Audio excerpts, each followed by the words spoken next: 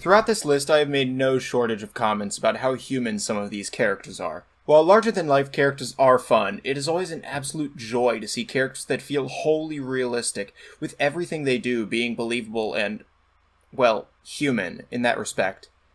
While he isn't number one, the character that I feel to be the most human in his actions, behaviors, and characterization of any character on this list would definitely have to be the protagonist of Xenoblade Chronicles, Shulk. Let's start off with what we see from Shulk at the start of the game. To put it simply, he's kind of a dork. He isn't really that cool of a guy like other RPG protagonists. He spends most of his time inside of a lab to research weapons or rummage through scraps to find good parts to make his own weapons. He can wield a sword competently, but this is not his greatest strength at all. His greatest interest in life is the legendary sword, the Monado. Not because he wants to wield its awesome power, but because he just wants to study it. Shulk is very much a man of science, and this is seen extremely well throughout the game's opening act. On top of that, too much time in the lab may have dulled some of his social skills. His own father figure Dixon has to tell him point blank to spend some time at the park to get some fresh air, literally describing him as looking pasty from all his time indoors in the lab.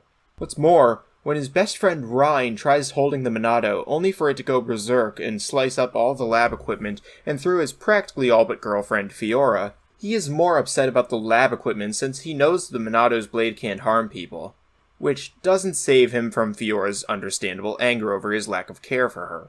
Even still, Shulk cares for his friends deeply. He has a genuinely developed friendship with Ryan, a deep admiration for Fiora's brother and renowned hero Dunban, and of course, an unspoken love and adoration for Fiora. The opening scenes with him going about his life in Colony 9 paint an amazing picture of who Shulk is. He's just some person, with interests, relationships, and shortcomings, just like everyone else. Despite this, Shulk does have an undeniable bravery to him. When his hero Dunban is brought to his knees, spitting up blood from the toll the Monado has taken on him, Shulk barely hesitates in trying to wield the Monado himself, something that he has never tried before. In this moment, he has the responsibility of being the Monado's chosen wielder thrust upon him, a heavy burden that follows him throughout the majority of the game. With that, he is also granted the ability to see visions of possible futures. With the Monado now at his side, Shulk is able to destroy any Mechon with ease and easily foresee and prevent any harm from befalling himself and others, which was immediately proven wrong when the faced Mechon known as Metal Face was completely unaffected by the Monado, and despite Shulk's vision and consequent warnings, Fiora was ruthlessly killed in front of him by the claws of Metal Face. Now's as good a time as any to mention how Adam Howden's portrayal of Shulk is one of the best parts about him. Every line he utters feels so real, and that is seen best with Shulk's declaration upon seeing Fiora's murder, which I unfortunately cannot put here but will link to in the comments below. His voice dripping with rage, he yells at Metal Face, "I'll kill you." From here on, Shulk is no longer a normal young man. Most importantly is that he now has a dead friend to avenge, but also he now has the weight of being the heir to the Monado on his shoulders. This conflict is seen best during the Magmel ruins and the Colony 6 ether mines, where he has crucial visions of his friends in peril, but is too sheepish to mention them.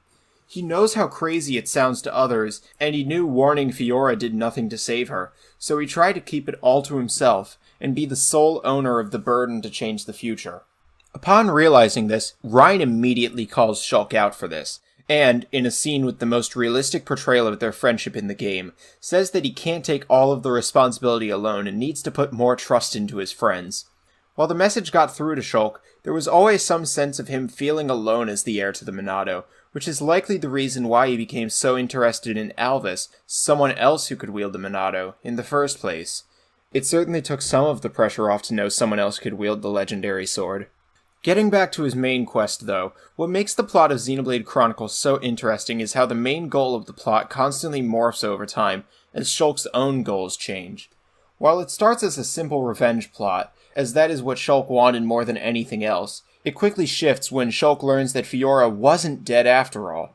She was alive, but seemingly not herself and piloting one of the faced Mechon. From there, the plot became about saving Fiora, and Shulk's desire to kill the Mechon lessened greatly. When he succeeds at saving Fiora just a bit later into the story, it becomes not about getting revenge on any one enemy, but defeating the leader of Mechonis in order to stop the war from ravaging his home and its people anymore. In the moment where he encountered Mechonis' leader Egil, though, he didn't even kill him. Having come to understand the reason for the war and not wanting to kill the broken man, Shulk instead offers Egil a hand of friendship. At this point, Shulk definitely has come a long way from the young man whose sole motivator was revenge. Despite coming a long way and eventually evolving even further to literal godhood, though, Shulk never lost his humanity nor his humility. At the game's end, when he is offered to serve as right hand to Zanza, the god who wishes to destroy and recreate the universe and is Shulk's sole reason for having been alive the past 14 years, Shulk swears against the god's very beliefs and uses his own newfound godlike powers to defeat the false god before him. In the end, he is informed that he can shape the universe however he wishes with his new powers, and so, he decides not to. He makes one simple wish, to let the people of his world live freely and able to follow their own paths, establishes the world as having no gods henceforth, and gives up his own godhood at that. Shulk underwent some of the greatest changes in terms of power, but he never let go of who he really was, a dork who would eventually go on to disappoint Fiora with his response to her new haircut. I'm glad that Future Connected featured Shulk as a side character rather than the main character.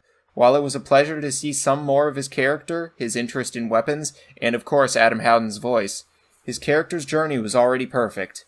It needed no addition.